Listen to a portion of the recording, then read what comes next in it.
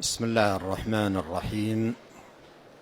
الحمد لله رب العالمين، وأشهد أن لا إله إلا الله وحده لا شريك له، وأشهد أن محمدًا عبده ورسوله صلى الله وسلم عليه وعلى آله وصحبه أجمعين. اللهم علمنا ما ينفعنا وانفعنا بما علمتنا وزدنا علما، وأصلح لنا إلهنا شأننا كله، ولا تكلنا إلى أنفسنا طرفة عين.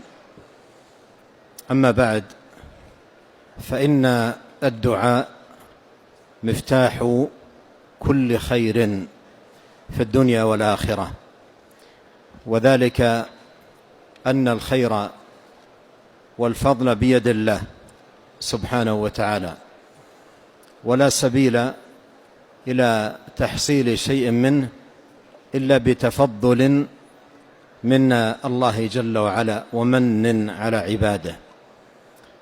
ولهذا فإن الدعاء مفتاح كل خير. إذا تأملت الخير فإنه كثير. الصلاة خير، والصيام خير، والحج خير، وبر الوالدين خير،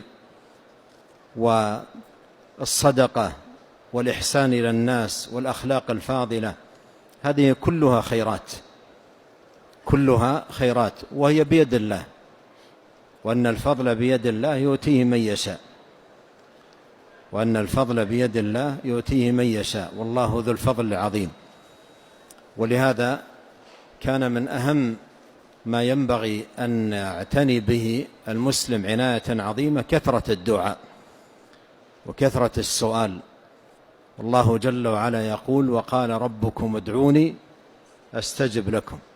ويقول جل وعلا: وإذا سألك عبادي عني فإني قريب أجيب دعوة الداعي إذا دعان فليستجيبوا لي وليؤمنوا بي لعلهم يرشدون. يقول جل وعلا: إن ربي لسميع الدعاء، أي مجيب الدعاء. ولهذا ينبغي على المسلم أن لا يبخل على نفسه بكثرة الدعاء، وأبخل الناس أبخلهم بالدعاء. والدعاء له شأنه العظيم ومكانته العلية، وهو كريم على الله. بل جاء في الحديث أن النبي صلى الله عليه وسلم قال: ليس شيء أكرم على الله من الدعاء. قال عليه الصلاة والسلام: من لم يسأل الله يغضب عليه. ولهذا ينبغي على المسلم أن يكون له حظ وافر ونصيب عظيم في أيامه ولياليه من دعاء ربه وسؤال خالقه ومولاه جل في علاه.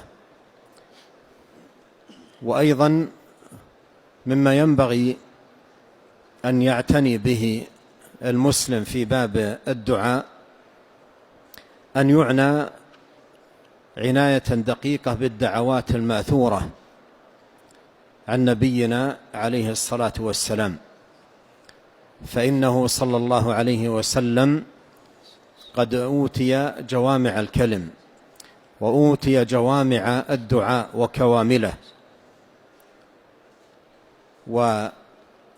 وأدعيته عليه الصلاة والسلام كوامل لا نقص فيها،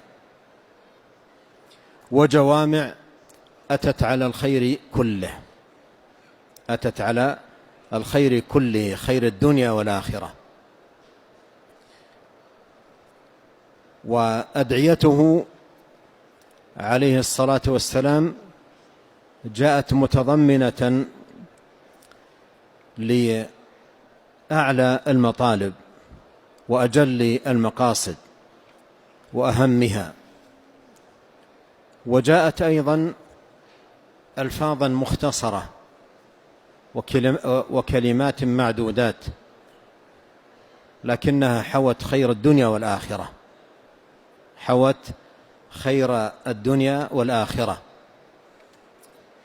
وهي في الوقت نفسه سالمة من النقص والخطأ والزلل، بخلاف الأدعية التي ينشئها الناس بخلاف الأدعية التي ينشئها الناس، يحتاج أن ينظر هل هي سليمة أو فيها أخطاء. أما أدعيته عليه الصلاة والسلام لا خطأ فيها إطلاقا،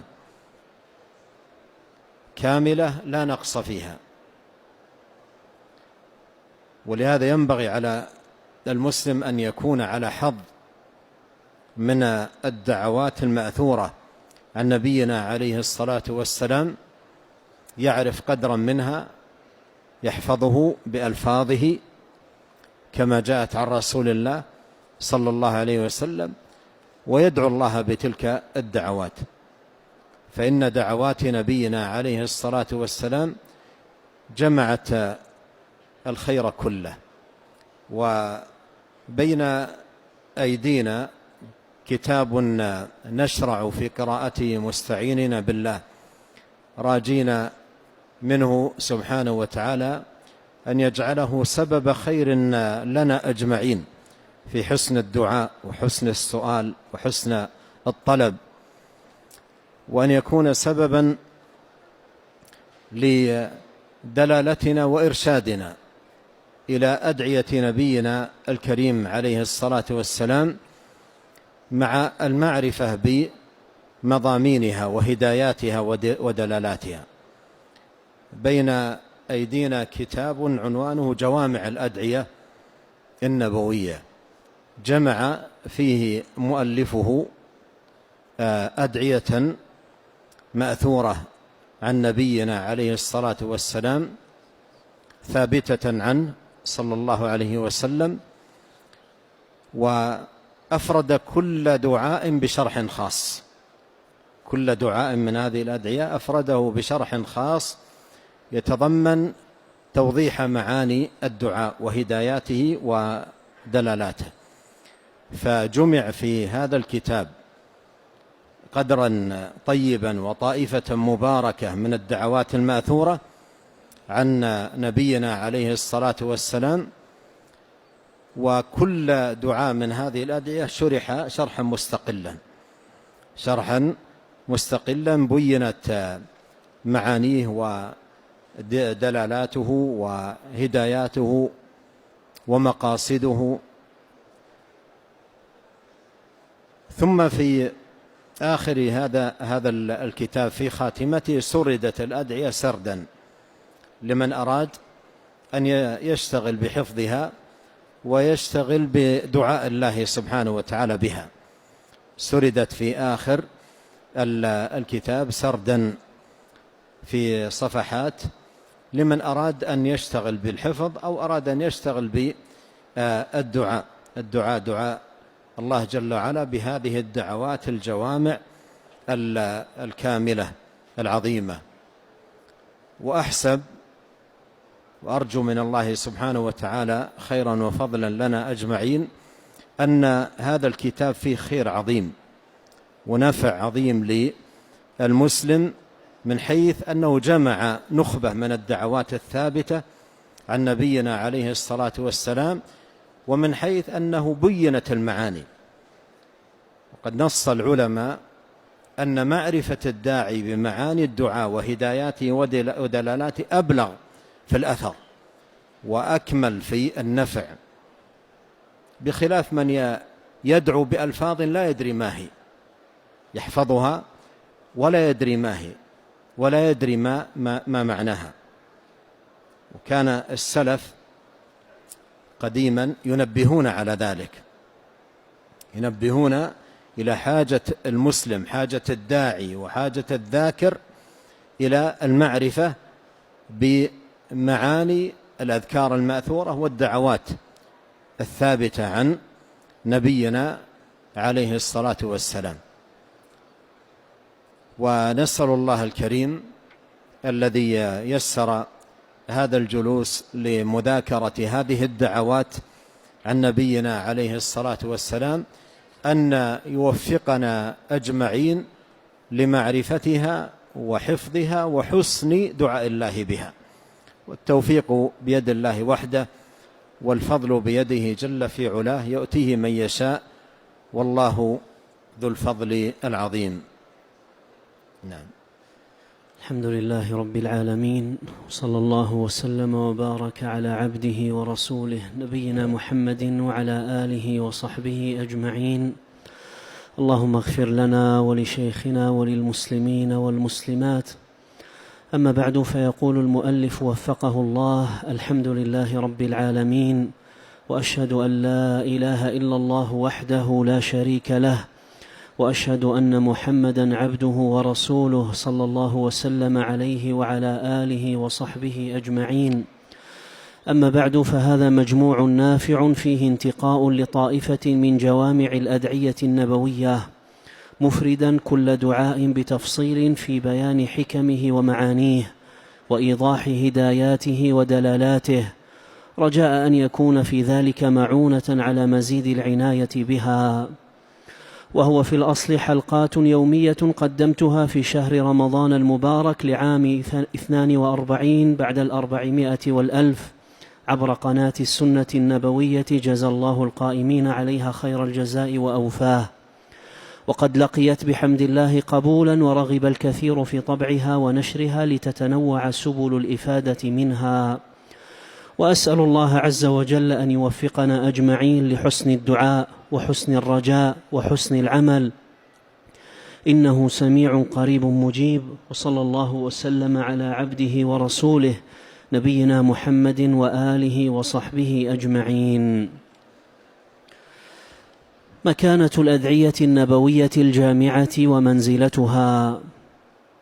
إن الأدعية المأثورة التي كان يدعو بها نبينا صلى الله عليه وسلم ويعلمها أصحابه قد جامعت الخير كله، لكمالها في مبانيها ومعانيها، ولاشتمالها على جوامع الخير وفواتحه وخواتمه.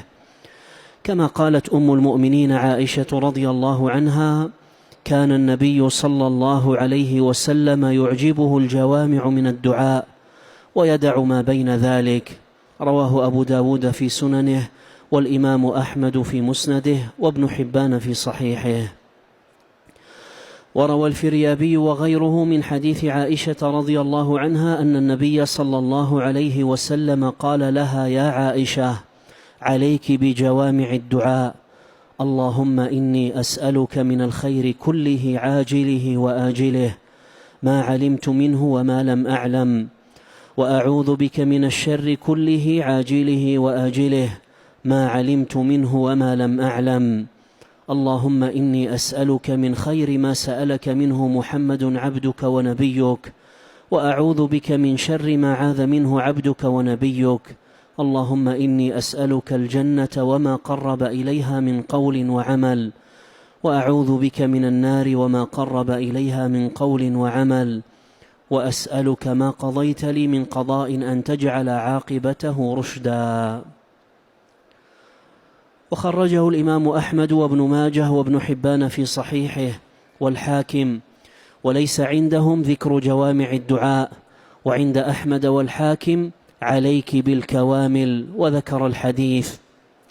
وخرجه البخاري في الأدب المفرد ولفظه قال: يا عائشة، عليك بجمل الدعاء وجوامعه. فلما انصرفت قلت: يا رسول الله، وما جمل الدعاء وجوامعه؟ فذكر الحديث. وخرجه أبو بكر الأثرم، وعنده أن النبي صلى الله عليه وسلم قال لها: ما منعك أن تأخذي بجوامع الكلم وفواتحه؟ وذكر هذا الدعاء. نعم، عائشة رضي الله عنها جاء في الأثر أو جاء في الحديث عنها رضي الله عنها أنها قالت: كان رسول الله صلى الله عليه وسلم يعجبه الجوامع من الدعاء. هذا أمر شاهدته ورأته وعاينته رضي الله عنها في أدعية النبي عليه الصلاة والسلام. يعجبه إذا دعا الله أن يأتي بالدعوات الجوامع، والمعنى أن دعواته عليه الصلاة والسلام قليلة ألفاظها جامعة معانيها، جمعت الخير كله. وسيأتي معنا أمثلة ترى فيها كيف أن دعوات النبي عليه الصلاة والسلام بألفاظ موجزة حوت خير الدنيا والآخرة، حوت خير الدنيا والآخرة، وجمعت ما فيه سعادة المرء في دنياه وأخراه. قالت: كان يعجبه الجوامع من الدعاء ويدع ما بين ذلك. وتخبر رضي الله عنها أن النبي عليه الصلاة والسلام قال لها مرة: يا عائشة عليك بجوامع الدعاء. لاحظ الآن، هو عليه الصلاة والسلام في دعواته يعجبه الجوامع، وفي إرشاده يحث على العناية بالجوامع. قال: يا عائشة عليك بجوامع الدعاء، عليك بجوامع الدعاء. في لفظ أن النبي عليه الصلاة والسلام قال: عليك بالكوامل. وفي لفظ قال: عليك بجمل الدعاء وجوامعه. وفي لفظ قال: ما منعك أن تأخذي بجوامع الكلم وفواتحه. ولما سألته أم المؤمنين عائشة رضي الله عنها ما جمل الدعاء وجوامعه، علمها دعاء جمع الخير كله، علمها دعاء جمع الخير كله. قالت: ما جوامع الدعاء، ما جوامع أو ما جمل الدعاء وجوامعه، تسأل رضي الله عنها. فعلمها عليه الصلاة والسلام، علمها كلمات تدعو الله سبحانه وتعالى بها. ما صفة هذه الكلمات؟ ما صفة هذه الدعوات؟ جوامع، كوامل. جوامع جمعت الخير، كوامل لا نقص فيها، لا نقص فيها. وعندما يزيد المرء في الكامل هذا نقص، الكامل لا يزاد فيه، لا يزاد فيه. ولهذا ترى بعض الناس قد يتكلف، يأتي إلى دعاء ثابت عن نبينا عليه الصلاة والسلام فيزيد فيه ألفاظ يستحسنها تعجبه فيدخلها في دعاء النبي الكريم عليه الصلاة والسلام. الآن عائشة رضي الله عنها لما قال لها: عليك بالكوامل من الدعاء، أو في لفظ بالجوامع من الدعاء، ثم علمها هذا الدعاء، ما الذي صنعت؟ حفظته تماما بألفاظه وعلمته، نقلته للأمة، فبقي إرثا عظيما في دعاء مأثور عن نبينا الكريم عليه الصلاة والسلام. نقلته، حفظته كما سمعت، وعملت به، ونقلته كما سمعته عن رسول الله صلى الله عليه وسلم.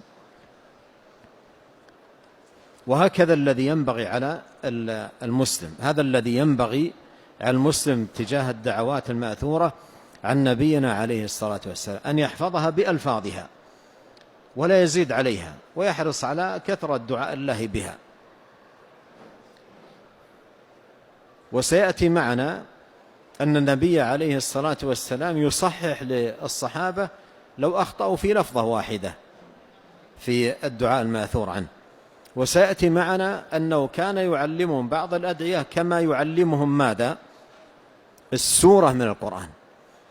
قال: كان يعلمنا هذا الدعاء كما يعلمنا السورة من القرآن. السورة من القرآن هل يجوز للمرء أن يزيد فيها حرفا أو ينقص منها؟ قال: يعلمنا كما يعلمنا السورة من القرآن، بمعنى أنها تحفظ الدعوة كما ثبتت عن نبينا عليه الصلاة والسلام، لا يزاد فيها ولا ينقص منها.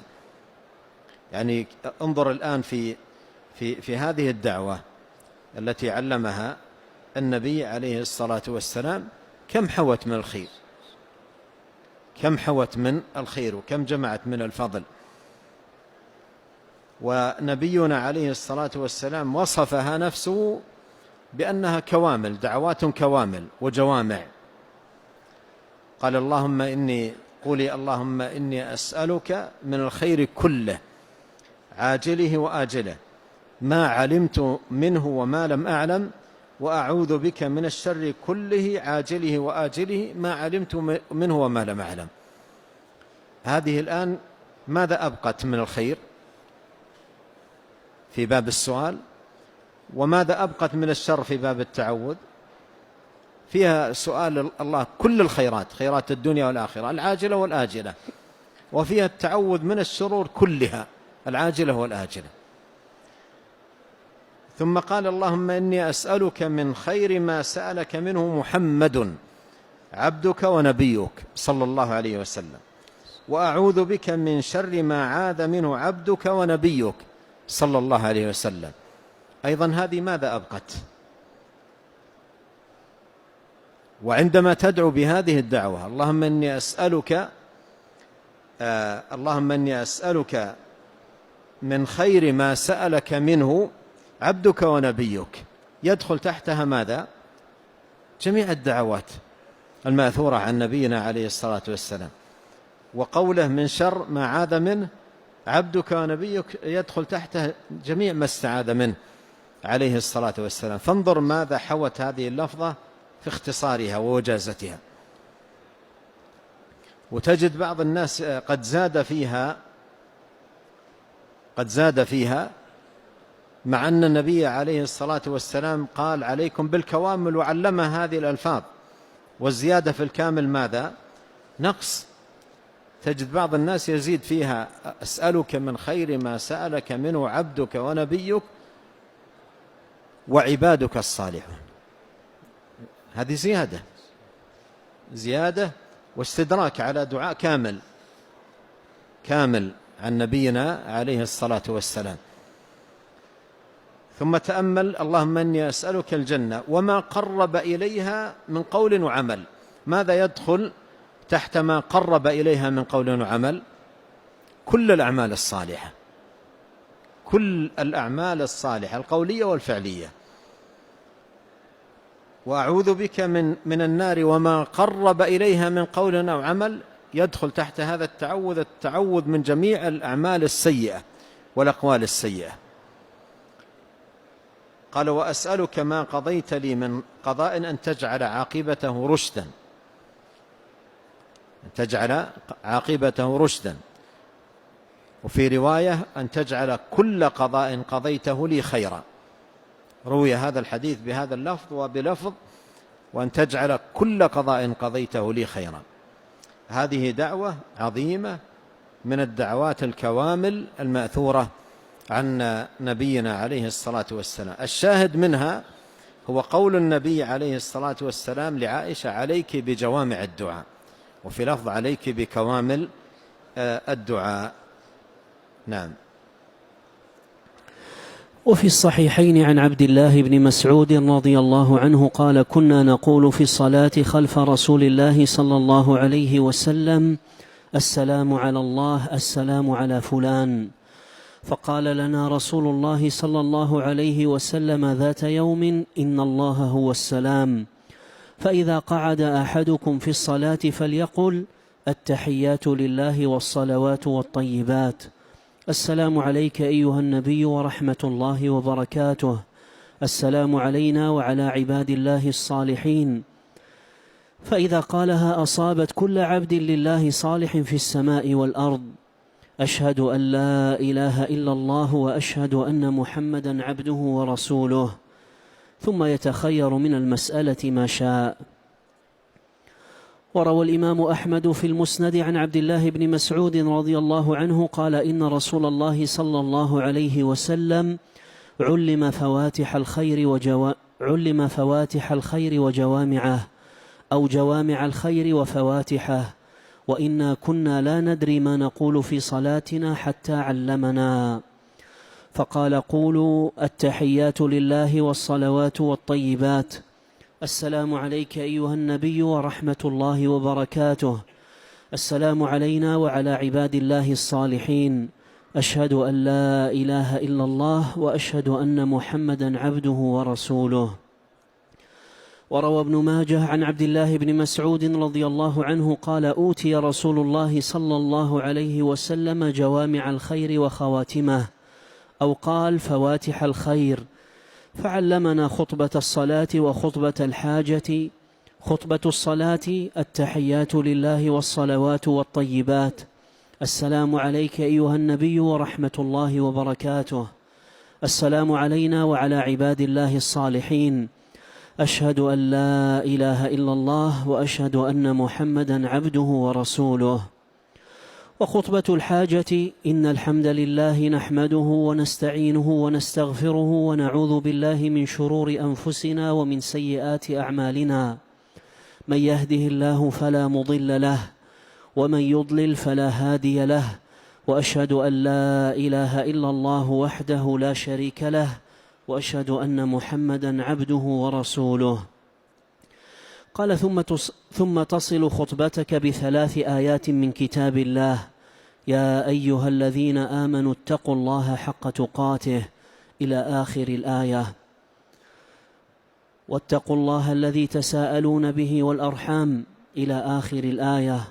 واتقوا الله وقولوا قولا سديدا يصلح لكم أعمالكم ويغفر لكم ذنوبكم، إلى آخر الآية. نعم، يعني المقصود بقوله إلى آخر الآية في الموضعين يعني الآية بتمامها من أولها إلى آخرها، أشير إلى جزء من الآية يدل عليها، المقصود الآية بتمامها.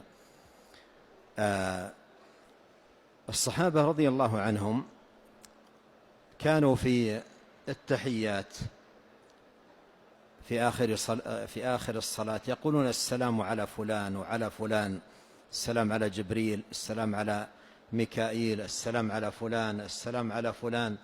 أرأيتم لو أن شخصا يريد أن يستوفي في صلاته السلام الذي هو الدعاء لمن يحب، من سيأتي عليه منهم لما يقول السلام على فلان، السلام على فلان، السلام على فلان؟ هل يستوفي؟ هل يستطيع أن يستوفي من يحب أن يسلم عليه؟ فكانوا هكذا يقولون. فقال عليه الصلاة والسلام، أرشدهم أن يقولوا: السلام علينا وعلى عباد الله الصالحين. السلام علينا وعلى عباد الله الصالحين. انظر هذه الكلمة ماذا جمعت؟ قال عليه الصلاة والسلام: فإذا قالها أصابت كل عبد صالح في السماء والأرض. أصابت كل عبد صالح في السماء والأرض، مما يخطر ببالك وما لا يخطر ببالك. أصابت كل عبد صالح. الآن عندما تقول في صلاتك السلام علينا وعلى عباد الله الصالحين، كم من الخلق سلمت عليهم في صلاتك، دعوت لهم بهذه الدعوة السلام. قال: أصابت كل عبد صالح في السماء والأرض، السماء الملائكة والأرض الناس، أصابت كل عبد صالح. هذا مثال أن دعوات النبي عليه الصلاة والسلام ألفاظها وجيزة وجمعت ماذا؟ الخير كله، حوت خيرا عظيما. ولهذا ابن مسعود يقول: علم صلى الله عليه وسلم فواتح الخير وجوامعه. وجاء بهذا المثال، هذا المثال أنهم كانوا يقولون: السلام على فلان، السلام على فلان، السلام على فلان. فقال عليه الصلاة والسلام: قولوا السلام علينا وعلى عباد الله الصالحين. وقال: فإذا قالها أصابت كل عبد صالح في السماء والأرض. إذن هذا شاهد يعرفنا بقدر الدعوات ومكانة الدعوات المأثورة عن النبي عليه الصلاة والسلام، وأنها جمعت الخير كله. نعم.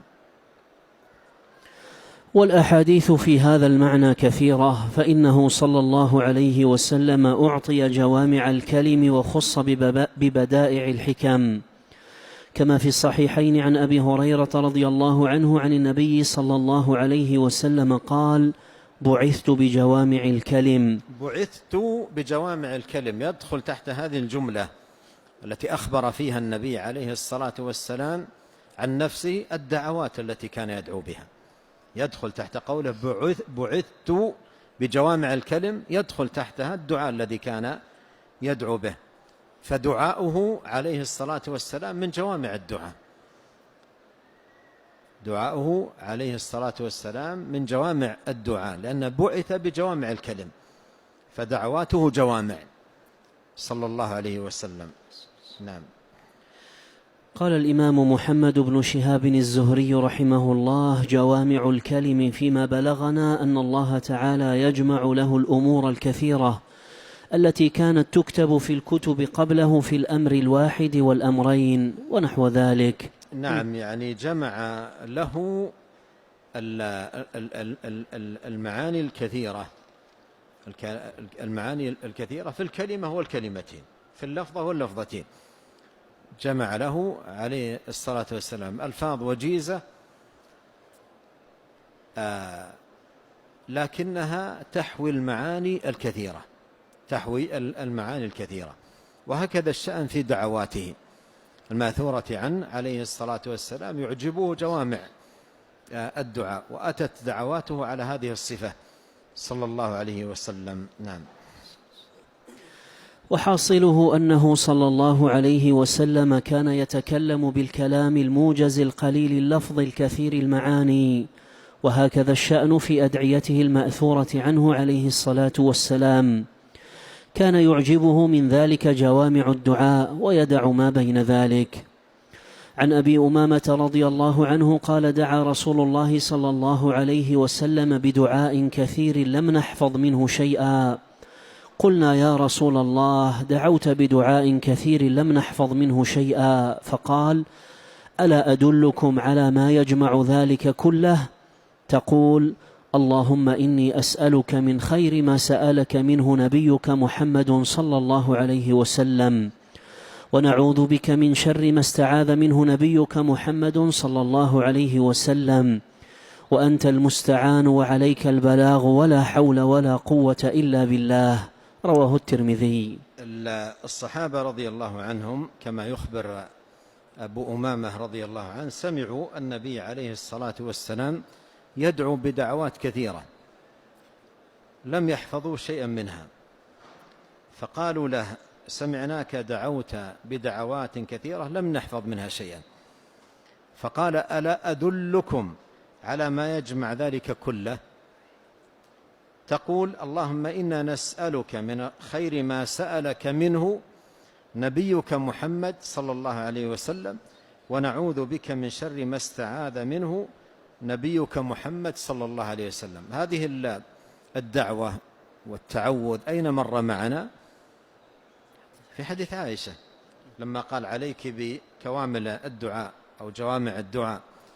من جوامع الدعاء علمها أن تقول: اللهم إني أسألك من خير ما سألك منه عبدك ونبيك، وأعوذ بك من شر ما عاذ منه عبدك ونبيك. علمها هذا. وأفادنا هذا الحديث أن هذه اللفظة جمعت ماذا؟ جمعت ذلك كله. ما هو الذي كان يدعو به؟ الدعاء الذي كان يدعو به النبي عليه الصلاة والسلام، جمعت ذلك كله. الصحابة قالوا: سمعناك تدعو بدعاء لم نحفظه، فأرشدهم إلى هذه الدعوة، وأخبرهم أنها جمعت ذلك كله. فمن الدعاء العظيم الذي ينبغي أن يحرص عليها المسلم هذه اللفظة، يدعو الله بها كثيرا: اللهم إني أسألك من خير ما سألك منه عبدك ونبيك، وأعوذ بك من شر ما عاذ منه عبدك ونبيك صلى الله عليه وسلم. يكثر منها، لأنها كما يخبر نبينا عليه الصلاة والسلام جمعت ذلك كله.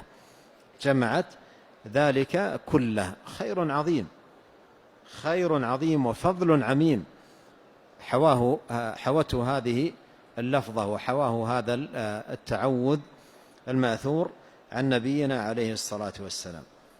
انظر ماذا يقول الشوكاني رحمه الله تعالى عن هذا الدعاء. نعم.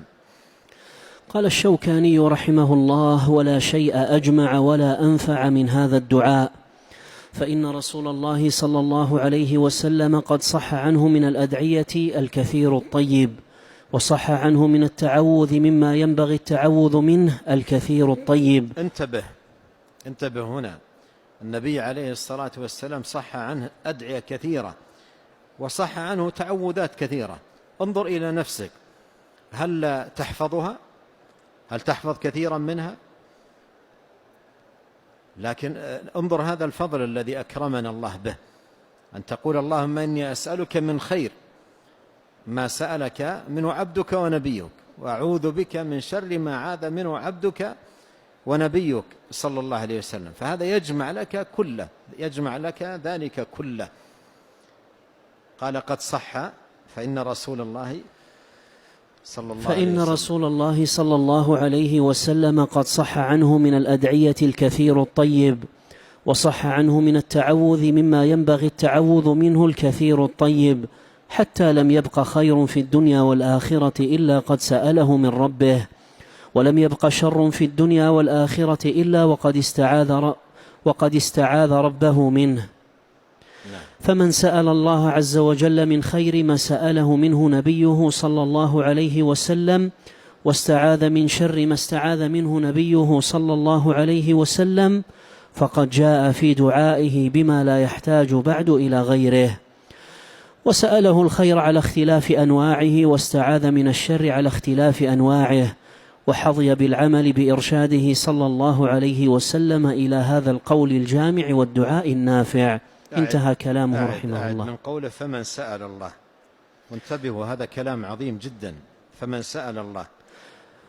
سأل الله عز وجل من خير ما سأله منه نبيه صلى الله عليه وسلم، واستعاذ من شر ما استعاذ منه نبيه صلى الله عليه وسلم، يعني قال اللهم إني أسألك من خير ما سألك منه عبدك ونبيك صلى الله عليه وسلم، وأعوذ بك من شر ما عاذ منه عبدك ونبيك صلى الله عليه وسلم. من دعا بهذه اللفظة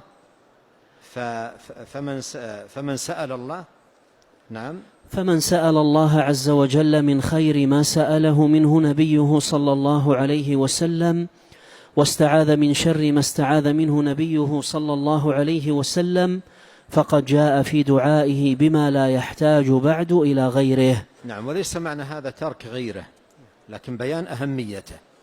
ليس معنى هذا ترك غيره، لأن النبي عليه الصلاة والسلام في حديث عائشة ذكره مع أدعية أخرى، فليس معنى ذلك ترك غيره والاقتصار عليه، ولكن هذا تأكيد على أهميته وعظيم شأنه. نعم.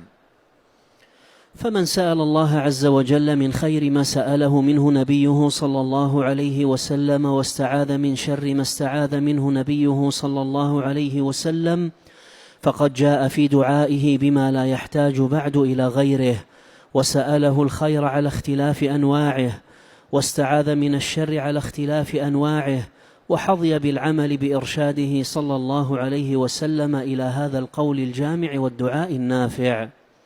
انتهى كلامه رحمه الله. نعم، ينتبه أيضا للضمة، خطأ هنا، وقد استعاذ ربه. نعم. أحسن الله عليكم. إن الواجب على كل مسلم أن يعرف عظم قدر الأدعية النبوية ورفيع مكانتها، وأنها مشتملة على مجامع الخير وأبواب السعادة ومفاتيح الفلاح في الدنيا والآخرة. فخير السؤال أن يسأل المسلم ربه من خير ما سأله منه عبده ورسوله صلى الله عليه وسلم، وأفضل الاستعاذة أن يستعيذ بالله تعالى من شر ما استعاذ منه عبده ورسوله محمد صلى الله عليه وسلم، فإن في ذلك فواتح الخير وخواتمه وجوامعه، وأوله وآخره، وظاهره وباطنه.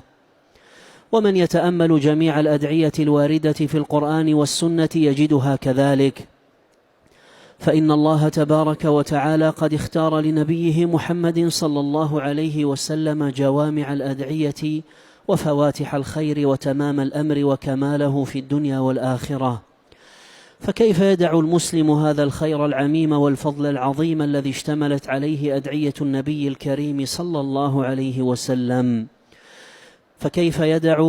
فكيف يدع المسلم هذا الخير العميم والفضل العظيم الذي اشتملت عليه أدعية النبي الكريم صلى الله عليه وسلم ويقبل على أدعية أخرى لغيره ممن لا تؤمن غائلتهم من المتكلفين في الدين ما ليس منه؟ نعم، يعني هذه الآن مسألة مهمة جدا ولا بد من التنبيه عليها، لأن يعني بعض الناس نجد بأيديهم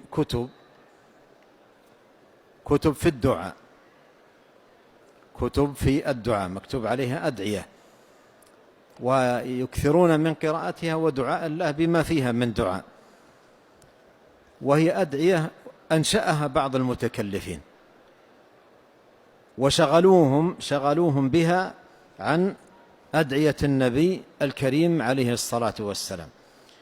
وهذا توريط للعوام بهذه الورطة العظيمة. ونرى بعض العوام فعلا تورط، تجد في يده كتاب في الأدعية ليست من أدعية النبي عليه الصلاة والسلام، وإنما أنشأها بعض المتكلفين. ورأينا بعضها تلك الأدعية فيها خلل حتى في العقيدة، خلل حتى في الاعتقاد، في بعضها ألفاظ شركية وكلمات بدعية وأشياء من هذا القبيل. تجد بعض العوام مساكين بيد هذا الدعاء زين له ورغب فيه، وأخذ مدة طويلة من عمره يقرأ في ذلك الكتاب، وغيبت عنه الأدعية الصحيحة الجوامع الكوامل المأثورة عن نبينا عليه الصلاة والسلام. ماذا يقول الخطابي رحمه الله؟ ولهذا يقول الخطابي رحمه الله: أولى ما يدعى به ويستعمل منه ما صحت به الرواية عن رسول الله صلى الله عليه وسلم وثبت عنه بالأسانيد الصحيحة، فإن الغلط يعرض كثيرا في الأدعية التي يختارها الناس لاختلاف معارفهم وتباين مذاهبهم في الاعتقاد والانتحال. وباب الدعاء مطية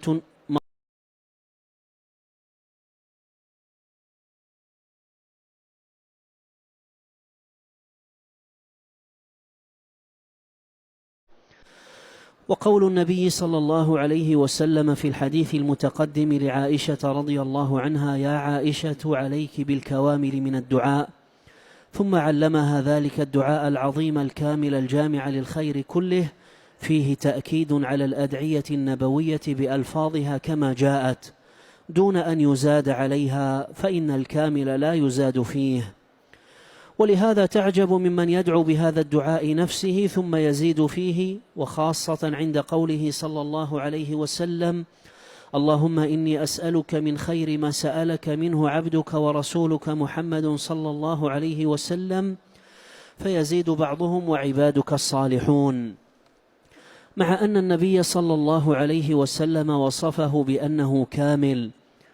ثم هل عند عباد الله الصالحين قدر من الخير زائد عما حوته دعوات النبي صلى الله عليه وسلم؟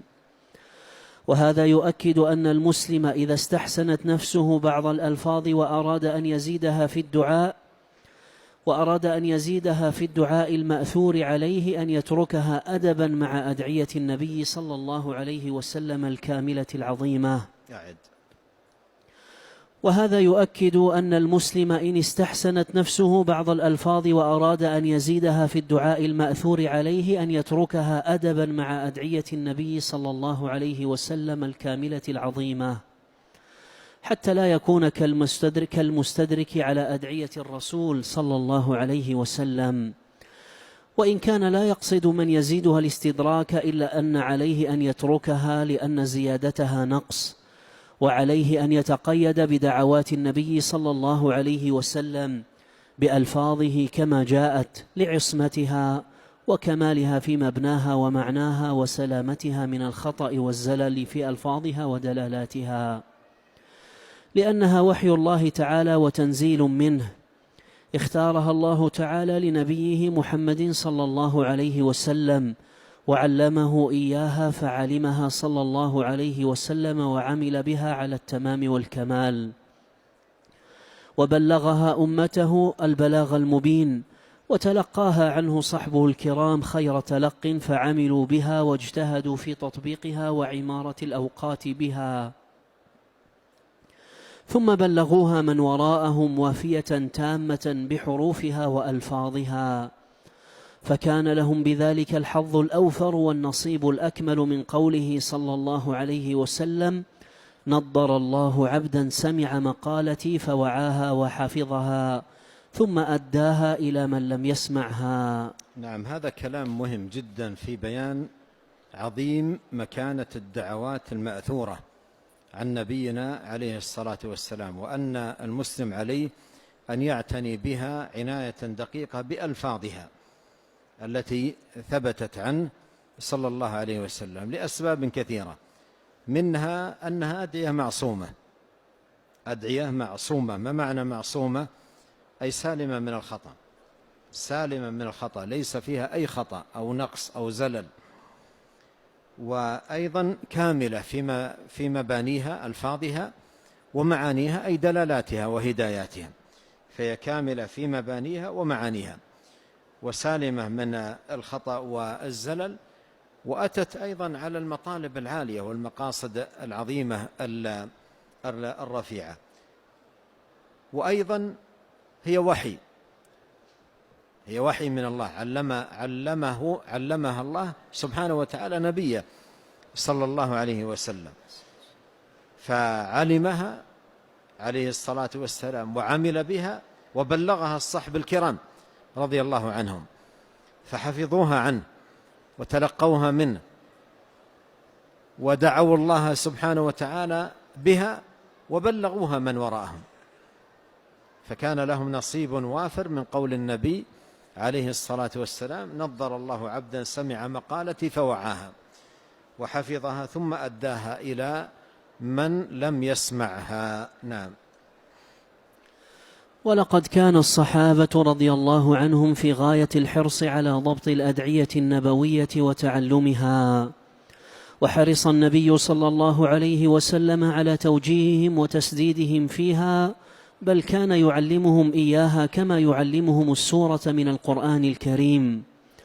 روى مسلم في صحيحه عن ابن عباس رضي الله عنهما أن رسول الله صلى الله عليه وسلم كان يعلمهم هذا الدعاء كما يعلمهم السورة من القرآن، يقول: اللهم إنا نعوذ بك من عذاب جهنم، وأعوذ بك من عذاب القبر، وأعوذ بك من فتنة المسيح الدجال، وأعوذ بك من فتنة المحيا والممات. وفي دعاء الاستخارة في صحيح البخاري من حديث جابر بن عبد الله رضي الله عنهما قال: كان رسول الله صلى الله عليه وسلم يعلمنا دعاء الاستخارة كما يعلمنا السورة من القرآن. في حديث جابر وحديث ابن عباس رضي الله عنهما، كان عليه الصلاة والسلام يقول: كان يعلمنا هذا الدعاء كما يعلمنا السورة من القرآن، كما يعلمنا السورة من القرآن. ماذا نستفيد منه؟ أن الدعاء المأثور عن نبينا عليه الصلاة والسلام يحفظ بألفاظه كما جاء، لا يزيد فيه ولا حرف، حتى لو أعجب الإنسان معنى من المعاني أو لفظا من الألفاظ لا يدخله في دعاء النبي عليه الصلاة والسلام، بل يحرص على تعلمه بألفاظه كما يتعلم السورة من القرآن. نعم. وكان الصحابة رضي الله عنهم يأتونه صلى الله عليه وسلم ويطلبون منه أن يعلمهم ما يدعون الله به، مع أنهم أهل علم وفصاحة وقدرة على إنشاء كثير من الأدعية الحسنة، بل ها هو فقيه الأمة وخيرها وأفضلها أبو بكر الصديق رضي الله عنه يقول لرسول الله صلى الله عليه وسلم: علمني دعاء أدعو به في صلاتي، وفي رواية وفي بيتي. قال: قل اللهم إني ظلمت نفسي ظلما كثيرا ولا يغفر الذنوب إلا أنت، فاغفر لي مغفرة من عندك وارحمني إنك أنت الغفور الرحيم. رواه البخاري ومسلم. وعن أبي هريرة رضي الله عنه قال: قال أبو بكر رضي الله عنه: يا رسول الله، علمني شيئا أقوله إذا أصبحت وإذا أمسيت وإذا أخذت مضجعي. قال: قل اللهم فاطر السماوات والأرض عالم الغيب والشهادة رب كل شيء ومليكه، أشهد أن لا إله إلا أنت أعوذ بك من شر نفسي وشر الشيطان وشركه. رواه أحمد. وكان صلى الله عليه وسلم يصوب من يخطئ. أيضا مثل هذا جاء عن غير واحد من الصحابة، يعني مثل العباس أتى النبي عليه الصلاة والسلام وقال علمني دعاء أدعو الله به، قال قل اللهم إني أسألك العافية في الدنيا والآخرة.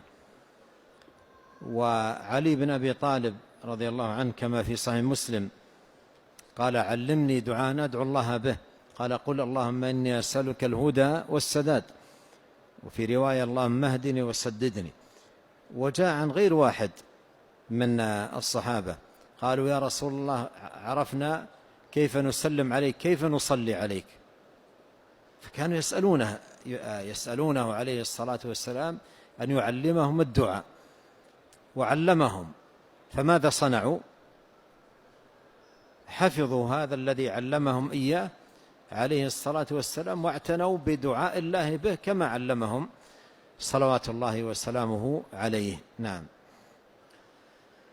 وكان صلى الله عليه وسلم يصوب من يخطئ منهم ولو في لفظ من ألفاظ الذكر والدعاء، كما في الصحيحين من حديث البراء بن عازب رضي الله عنه قال قال لي رسول الله صلى الله عليه وسلم إذا أتيت مضجعك فتوضأ وضوءك للصلاة، ثم اضطجع على شقك الأيمن وقل اللهم أسلمت وجهي إليك وفوضت أمري إليك وألجأت ظهري إليك رغبة ورهبة إليك، لا ملجأ ولا منجى منك إلا إليك، آمنت بكتابك الذي أنزلت وبنبيك الذي أرسلت، فإن مت على الفطرة فاجعلهن آخر ما تقول.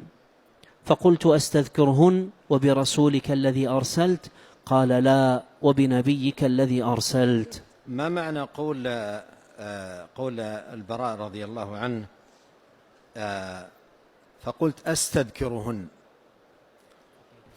أستذكرهن لما قالها النبي عليه الصلاة والسلام أعادها عند النبي عليه الصلاة والسلام ليطمئن أنه حفظها بإتقان، فقلت أستذكرهن، فأعاد الدعاء كما سمعه من أول مرة حفظه، لكنه في لفظة واحدة قال وبرسولك الذي أرسلت بدل أن يقول بنبيك الذي أرسلت، فقال له النبي عليه الصلاة والسلام لا، وبنبيك الذي أرسلت. لماذا؟ قال لا وبنبيك الذي أرسلت. اسمع ماذا يقول الحافظ ابن حجر رحمه الله. قال الحافظ رحمه الله في الفتح وأولى ما قيل في الحكمة في رده صلى الله عليه وسلم على من قال الرسول بدل النبي أن ألفاظ الأذكار توقيفية ولها خصائص وأسرار لا يدخلها القياس، فيجب المحافظة على اللفظ الذي وردت به. انتهى كلامه رحمه الله.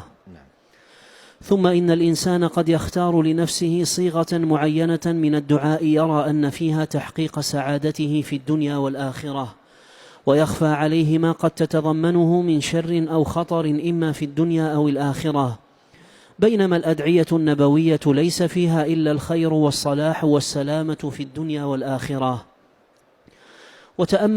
وتأمل هذه القصة العجيبة. روى مسلم في صحيحه عن أنس بن مالك رضي الله عنه أن رسول الله صلى الله عليه وسلم عاد رجلا من المسلمين قد خفت فصار مثل الفرخ، يعني ضعف وأصابه الهزال الشديد من شدة الإعياء والمرض. نعم. فقال له رسول الله صلى الله عليه وسلم هل كنت تدعو بشيء أو تسأله إياه؟ قال نعم، كنت أقول اللهم ما كنت معاقبي به في الآخرة فعجله لي في الدنيا. فقال رسول الله صلى الله عليه وسلم سبحان الله لا تطيقه أو لا تستطيعه، أفلا قلت اللهم آتنا في الدنيا حسنة وفي الآخرة حسنة وقنا عذاب النار؟ قال فدعا الله له فشفاه. هذا الرجل من المسلمين كان مشفقا على نفسه من ذنوبه، مشفقا من الذنوب، وكان يدعو الله عز وجل بهذه الدعوة: اللهم ما كنت معاقبي به في الآخرة فعجله لي في الدنيا. يريد السلامة في الآخرة، يريد السلامة في الآخرة والنجاة من عواقب الذنوب في الآخرة، وعذاب الآخرة أشد وأبقى، فيريد السلامة منها. هو لما دعا بهذا الدعاء ما الذي أراد؟ أراد لنفسه خيرا، أراد لنفسه نجاة وسلامة. قال له النبي عليه الصلاة والسلام: لا تطيقه، لا تستطيعه، لا تطيق ذلك، لا تستطيعه. ثم علمه أن يقول: ربنا آتنا في الدنيا حسنة وفي الآخرة حسنة وقنا عذاب النار. وسيأتي أن هذه الدعوة كانت من أكثر دعوات النبي الكريم عليه الصلاة والسلام، وسيأتي معنا أيضا ما حوته هذه الدعوة من الخير العظيم، خير الدنيا والآخرة. نعم. فجمع له صلى الله عليه وسلم في هذا الدعاء العظيم الذي أرشده إليه بين خيري الدنيا والآخرة والسلامة فيهما من جميع الشرور، أو السلامة فيهما من جميع الشرور.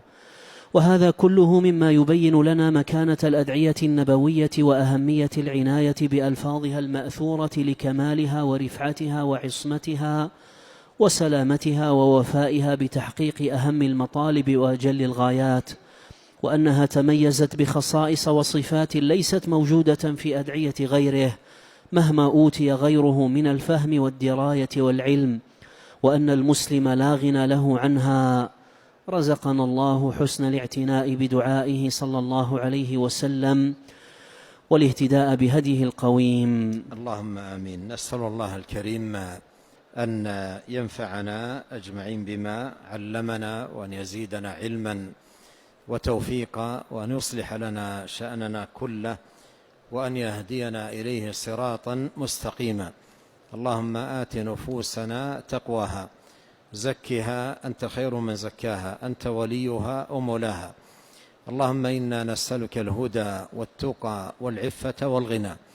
اللهم أصلح لنا ديننا الذي هو عصمة أمرنا، وأصلح لنا دنيانا التي فيها معاشنا، وأصلح لنا آخرتنا التي فيها معادنا، واجعل الحياة زيادة لنا في كل خير، والموت راحة لنا من كل شر. اللهم اغفر لنا ذنبنا كله، دقه وجله، أوله وآخره، علانيته وسره. اللهم اغفر لنا ولوالدينا ووالديهم وذرياتهم ولمشايخنا ولولاة أمرنا والمسلمين والمسلمات. اللهم آمنا في أوطاننا، وأصلح أئمتنا وولاة أمورنا، واجعل ولايتنا في من خافك واتقاك واتبع رضاك يا رب العالمين. اللهم وفق ولي أمرنا لهداك، واجعل عمله في رضاك، وسدده في أقواله وأعماله. اللهم وفقه وولي عهده لما فيه صلاح البلاد والعباد، ولما فيه عز الإسلام وصلاح المسلمين. اللهم وفق جميع ولاة أمر المسلمين للعمل بكتابك وتحكيم شرعك واتباع سنة نبيك محمد صلى الله عليه وسلم، واجعلهم رحمة ورأفة على عبادك المؤمنين. اللهم فرج هم المهمومين من المسلمين، ونفس كرب المكروبين، واقض الدين عن المدينين، واشف مرضانا ومرضى المسلمين، وارحم موتانا وموتى المسلمين. اللهم أصلح ذات بيننا، وألف بين قلوبنا، واهدنا سبل السلام، وأخرجنا من الظلمات إلى النور، وأعذنا والمسلمين من الفتن ما ظهر منها وما بطن. ربنا آتنا في الدنيا حسنة وفي الآخرة حسنة وقنا عذاب النار. اللهم يا مقلب القلوب ثبت قلوبنا على دينك. اللهم اقسم لنا من خشيتك ما يحول بيننا وبين معاصيك، ومن طاعتك ما تبلغنا به جنتك، ومن اليقين ما تهون به علينا مصائب الدنيا. اللهم متعنا بأسماعنا وأبصارنا وقوتنا ما أحييتنا، واجعله الوارث منا، واجعل ثأرنا على من ظلمنا، وانصرنا على من عادانا، ولا تجعل مصيبتنا في ديننا، ولا تجعل الدنيا أكبر همنا ولا مبلغ علمنا، ولا تسلط علينا من لا يرحمنا. سبحانك اللهم وبحمدك، أشهد أن لا إله إلا أنت، أستغفرك وأتوب إليك.